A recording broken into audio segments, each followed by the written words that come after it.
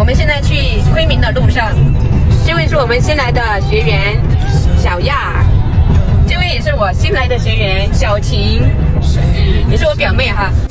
我们路过巡店，有几位小姐妹约了要做眉毛，然后我们就先到了巡店。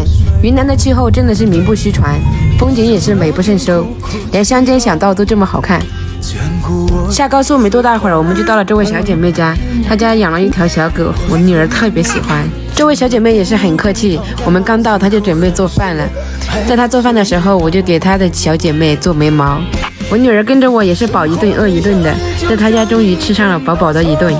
我们做完一个眉毛就开饭了，刚好她老公回来，他们这边叫做老公山，这边的老公对老婆都很好，也很有钱，正所谓是爱妻者风生水起。我们吃完饭以后给小姐妹做了眉毛，又给她闺蜜做了一个抹生唇，这个是原上肌下的效果。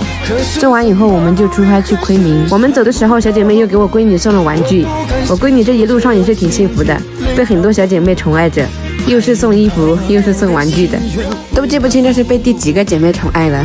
太多的言不由衷，太多的无可奈何，都只能藏在心里。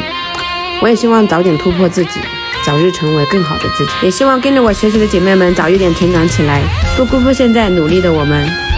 生活的压力就像一根稻草，让人喘不过气，支撑不了。